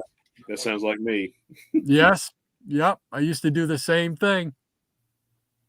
Anything that I thought was going to help me draw better than what I was drawing, I was game for it. I had a really good art teacher in high school too, all 4 years, and he really took a shine to me and helped me with a lot of stuff and enjoyed a lot of the stuff because I just draw stuff at home, bring it in, show him, and he really encouraged me to go on. Now, whether he meant what he was saying, because I don't have a feeling that I was drawing that great, but he made me feel like I was a great artist. Well, that's the thing. You tell a great teacher by the encouragement. I had the same kind of teacher for 4 years in high school of art, Miss Osborne. I'm still like good friends with her, and her husband. He was like my shop teacher, and he had a drafting class under him, and his wife was like the art teacher in my high school. Oh, cool! Yeah, he really did. He made you feel good, and man, it just made you all right. I'm going home and I'm going to draw more. Yeah, pull out my pencil. Yeah. Easy Comic Reader says, appreciate it, Shannon. Love looking through the books. Thanks, sir. Yes. Dr. Von Chilla, indeed, Shannon. The Tarzan treasuries are absolute blazers, especially the blue cover with the ape. Blazers. Yeah, I always thought, I was like, what if Joe Kubert did a Planet of the Apes comic? Oh, that'd be awesome. Oh, that would be cool. That would have been awesome. Let's see, Michael Taylor. It would be great to have a bunch of those cutouts from the treasuries on display. Yeah, that's why I talked about maybe finding some ratty copies and doing that to some extent. I know. I even then though, I don't know. I might have a hard time bringing myself to cut a comic of some kind. It's almost like sacrilege, huh? There you go. There you go. Let's see what else is going on here. We got Maranya, and she's saying 11x14 was the original size for drawing comic books. Then they reduced them to the comic book size, which made the inks. It made the inks and so on sharper. Right. Oh, I didn't know. I knew it used to be the big ones, but I didn't know they shrunk them down to the comic book size. Yeah. Huh. And Graphic Man says, did Shannon see my Planet of Fossils tribute? The video is better. Shannon did. Very cool. Dr. Von Chilla, indeed. The Joe Kubert artist editions are essentials for devotees of classic sequential art. Without a doubt. Snuffles McGraw. Kubert. Every page of his art is a privilege to behold. Thanks, Shannon. Well, I like that. Every page of his my privilege to do it. Yeah. That's awesome. I like the way you put that. Michael Taylor says, Shannon, great stuff. Thanks, sir. I will agree. It truly is. Just got to say again here, Rodney, thanks for all that Kubert collection copy of Tarzan 224 that you gifted me a few years ago. Awesome. Wow. I'm glad you liked it because you gifted me one of the. I have it out here. I don't think I do. I had it out here for a while, but you gifted me one of my favorite all-time covers. That Lone Ranger that he was on the back, orange painted background. Yeah, I remember seeing that in some of John's videos and probably yours too. Yeah, that was a great book. Yeah. I fell in love with that when I saw it on John's video, and the next thing I know, it's showing up in my mailbox. So thank you very much, John. I appreciate it. So, and you are very welcome. So, let's see. Michael Taylor says, Kubert sent your drawings back to you. Very cool. Yeah, you would send the lessons in, and they would do the corrections, and then they would send them back. It was all part of the the package that you bought back then. Alrighty. What did I click on that? No. Okay. There we go. And Justin says, same for Gene Colin for me. I got Gil Kane on the mind. I could look at unfinished Colin art all day, every day. I got to admit, Gene Colin was one of those artists it took me a long time to warm up to just because of that I don't know what I called it, like a sliding style. It just seemed like everything was elongated. A lot of movement in his. Took me a little while to appreciate that too. I think first time I saw him was probably like an old Daredevil reprint, and then later on to a Dracula, and then after that I got to really appreciate him. He did a great run on Batman and Detective Comics in the 80s. Oh, really? I don't remember seeing him on Batman. Wow, now I got to go back and look through that because I didn't remember him doing it. Wow. Let's see. Did that one? All right. Dr. Vincilla says, Justin, indeed, Colin's pencil work was incredible. And Mike Attila says, I'd like to see that. I think he might be talking about your Kubert stuff. Whoops. Oh yeah. Stop jumping around there. Okay. Let's see. Graphic Man says, so far, all the artists have been great. See what I did there, folks? Maranya says, Graphic, I'm alarmed that you are actually fond of the great one, Mr. Kane. I think everyone, Jackson Roy Kirk says, I think everyone should save that particular artist for the 4 Color Fossils show on Wednesday nights. Oh, that's just might disappear from the stream on that one. Yeah, just have an impromptu Gil Kane appreciation night. Right. Michael will be the last one to know. We won't tell him, right? Right. Dr. Monchilla says Gil Kane lives. I want a video. I mean, a voice thing of that. That would just, and every time, just play that. Gil Kane lives. Maranya says, the best drawing teacher I had in college was actually my etching professor, Jim Forbes. He taught me more about lines and how to use them in drawing than any of my drawing professors combined. Cool beans.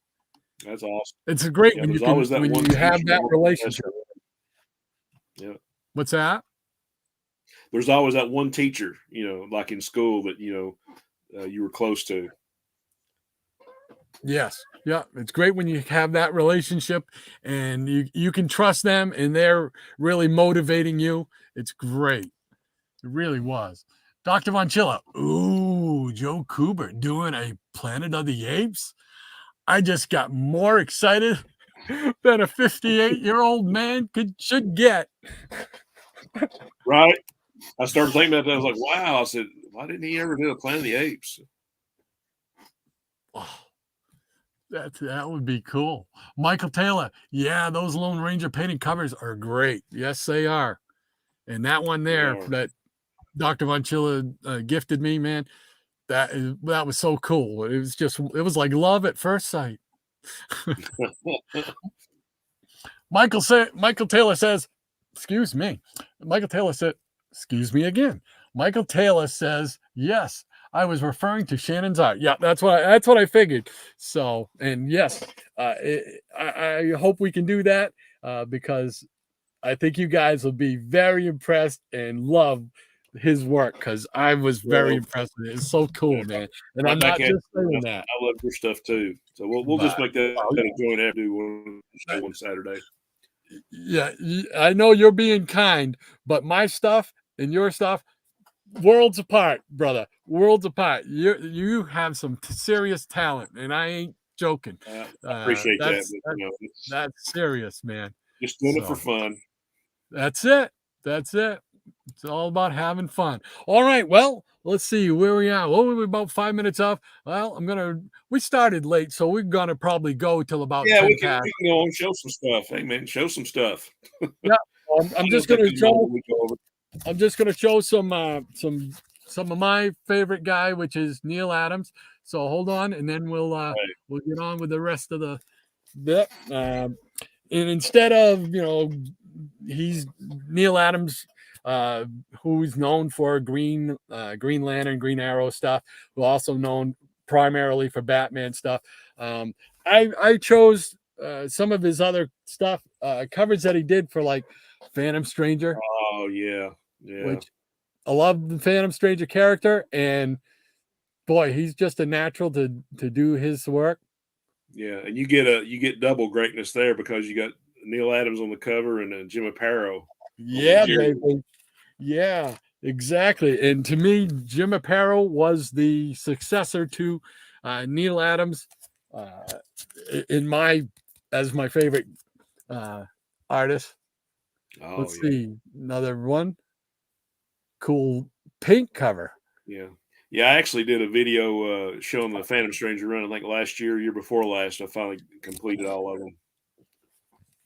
And I love this cover here. Yeah.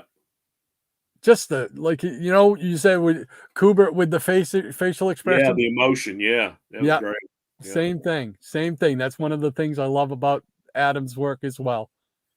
Just very cool I love that era of the 52-page Giants, man. Yep. And here's another one episode on its own, right? Yeah. Number 17. This is another great one. Oh yeah. Yeah. That guy is terrified.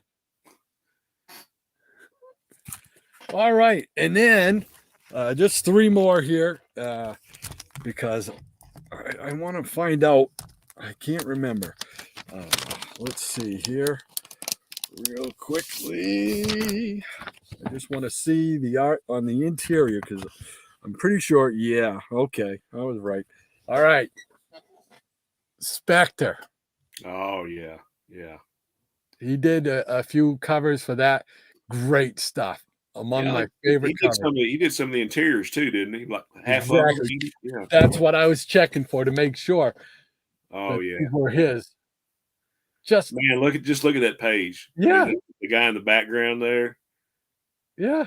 That's just stupendous. I mean, it's just I love his work on the Spectre, man. That's just Yeah, start getting into that. Like I say, Kubert might be my favorite, but you could kind of interchange him and Kirby and people like that. Oh yeah. It's hard to really. If we were, had a gun to our head, it'd be hard for us to pick just one artist. A favorite, right? Right.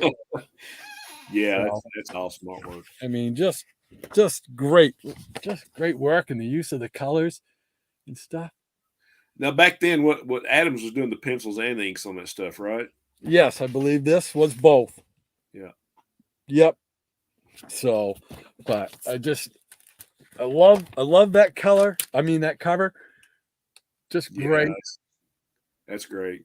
And then here's another one, and I know you're going to love this one. This is number 3. Oh, yeah. Yeah, that's one of my favorites. There you go. Showing some JSA love there. You got it, brother. That's one of those funny things, like in those Brave and Bold stories, it never was specified whether it was Earth 1 or Earth 2, So it was like, was there 2 versions of Wildcat? Was there 2 versions of Spectre? I don't think anybody really knows. It's a good point. But yeah, I just love just look. You look at Wildcat's face, man.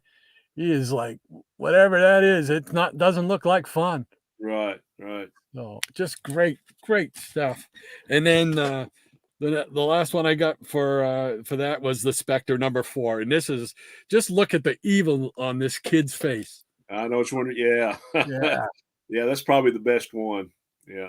Just look at that kid. He looks so evil. Yeah. Oh. And his old Spectre taking a fish sandwich. Holy mackerel. Yeah. That guy's just like Kubert and Kirby. I mean, you would have to have several episodes just focused on their stuff. Yeah, just love his work. So, all righty, let's get back in here and we'll go through the chat one last time. Let's see, where are we here? Man, for my money, you could have just kept going. Well, I'm sure you and I, we know we could do. You and I can hang out all day and do this. These poor folks, they probably got other things to do. Yeah. If I could interject just for a second here, another Neil Adams plug. I showed you this book earlier. Oh yes. Yeah, number 181 of Alter Ego, and it's all Neil Adams devoted issue. Just lots of great stuff. Actually, that is, yeah, gotta hunt that one down. Look at that. that. His X-Men work, his Avengers work. It's just, I won't get into it, but yeah, just if you can pick this up, you probably still go to tomorrows.com and pick this up, or maybe at your local comic shop, but definitely worth having if you're a Neil Adams fan. Awesome stuff. Let's see. Excuse me. Dr. Monchilla says, hit that thumbs up, y'all. Appreciate that. Thank you very much. Sir. Yeah. Yes. Mike Taylor says, yours too dark. Yeah, well, wait till you see it. You might not want to see it. So, but let's see. Maranya says, it's never running late with all the great stuff and stories you guys have, Rod and Shannon. Thank you very much, Maranya. We appreciate that. We do appreciate it. We really, really do, man, because we just want to get on here and just talk with you folks about comics. That's it. Let's see. Graphic Man says, apparel rocks. Yes, sir. And Michael Taylor says, great Phantom Stranger covers. They are, man. Neil did right by them. Maranya says, to top it all off, the cover artist on that Iron Man in your spinner rack, Rod, the freak cover, I mean. Who's the artist? Oh, you wanted to know who the artist was on this one. Huh. Now, I don't see a signature, but I'm not sure. It might be. Is that Ramita? Or is that Jessica? I'm not sure. I'm not sure. I don't see. Yeah, in the insides, they never tell who the cover artist was. So no. So I'm not sure, Maranya. It doesn't have a signature on it. So what number is that? Number 67, but I think it might be Gil Kane. Iron Man looks like a Gil Kane body on it. Could be right.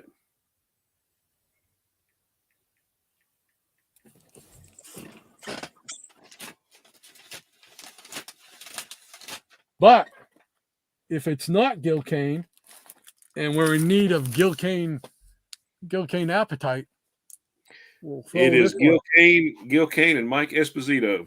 Oh, there you go. Yeah. So you have great eyesight. You were right. You picked that right out. Yeah. So awesome. Let's see here. Dr. Von Chilla says Jim Apparel rocks massive balls. Oh, John, why do I not? I see this image of John going like this. Yeah, he's doing the Beavis and Butthead thing right now. That's right. I see him doing that. Absolutely. Jackson Roy Kirk, naughty, Maranya. Michael Taylor says, yeah, great Spectre splash page. Yes, sir, Bub. Easy Comic Reader says, Stranger and Spectre back to back. My day is complete. Our job here is done, sir. Thank you for joining us. Graphic Man says, we don't have time for the Iron Man book. Too late. Oh, let's see here. Where are we now?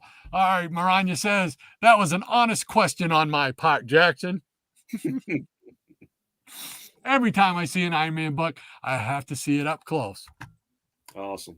At some point, Maranya, you got to tell us how did you become such a fan of Iron Man? I've always loved that story, why people like certain characters and whatnot. Right. And I know Shannon does too. So.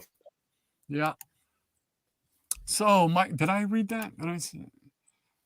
Let's see. Yeah, every time I did do that. Let's see. Mike Taylor, great Spectre space cover. Yes, sir. Jackson Roykirk, ha! I wasn't sure, Maranya. It's probably Tuska. George Tuska. And it wasn't.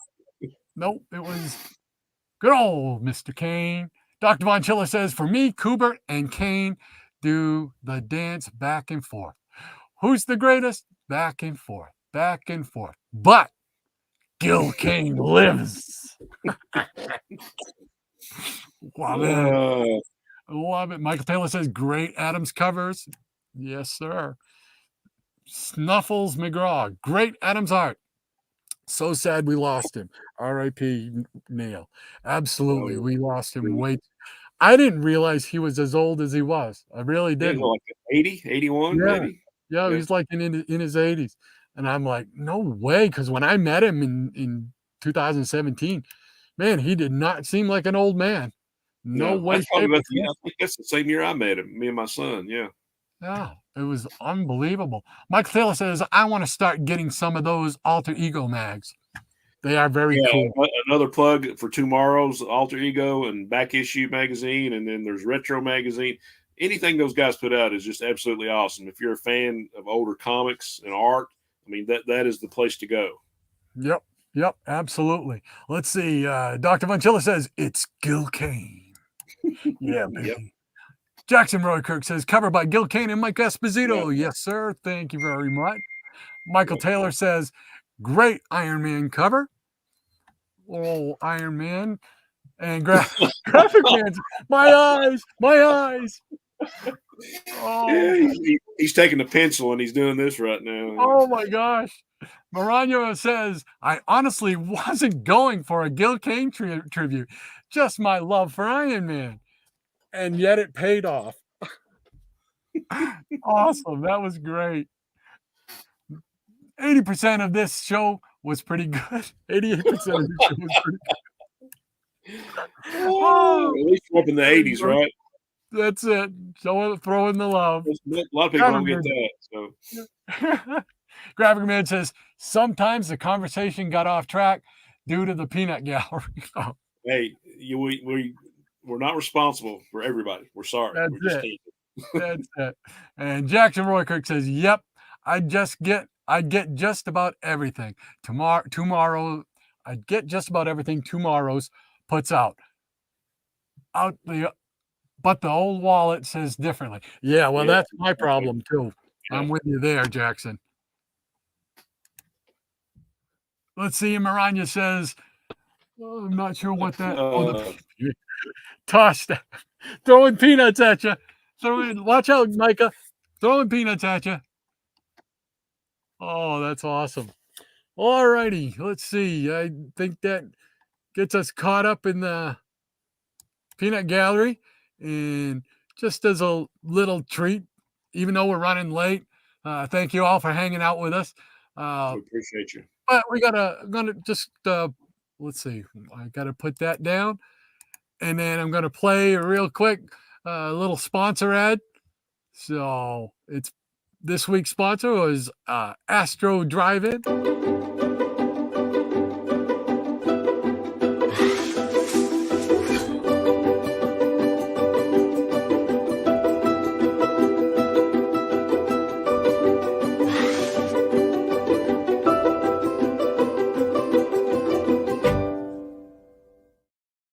Well, there you go. Awesome. Is that place still open? Well, sometimes, every time I close my eyes. See, we could do a whole episode on drive-in movies and my love for drive-in, and our love. I know we talked about that before too, but absolutely, awesome. man. I love that one. That was my favorite one so far. There's so much you and I are going to get a chance to do on this, and I can't wait, man. I love it. And I love the fact everybody joins us. That's so cool. Let's see. Just the last bit of the peanut gallery here, and then we'll close out the show. What do we got? We got sometimes the conversation got off track. Okay, I remember that one. And I remember that one. And Maranya says, she was tossing peanuts at Micah. And then Maranya says, take care, Rod and Shannon, and everyone in the audience who showed up today. Same to you, Maranya. Have a great weekend. Thank you. Thank you. Excellent. Thank you. Appreciate that. You too, buddy. And Jackson, thank you as well. Thank you to us. Have a great weekend, everybody. And Dr. Vonchilla says, okay, y'all. See you next week. Glad to see everyone here. Absolutely. Glad you're here, John. See you, brother. Yes, sir, John. Thank you very much. And Graphic Man, I tried to buy stock in WSAN TV, but couldn't afford it. Oh, I don't know what to tell you there. It's not cheap. No. And Easy Comic Reader says, thank you, guys. And thank you for being here. Thank you for being here. All right, folks. Thank you all, everybody in the Peanut Gallery, for hanging out with us again this morning. We love it. We're so thankful for you guys because you guys help make the show. You really do. Without you, there's no us. You got it. So we'll be back next week and we'll do it all again. We'll have some more fun. Figure out what we'll be talking about. I'm sure we'll have some clue by then, or either that or we'll be doing more artists. Right? We'll just fly by the seat of our pants. Not that we've ever done that. Exactly. And this week, the community channel of the week, I believe his name is Josh. It's Josh's Comics, I believe. And we're going to play that. And then we'll go into the outro. So everybody have a great weekend. Hope you all have a great week as well. And we'll see you back here next Saturday morning, God willing, and the creek don't rise. We'll see you all there. Thank you so much, guys. Appreciate that. All right. Take care of everybody. Here we go with the channel of the week.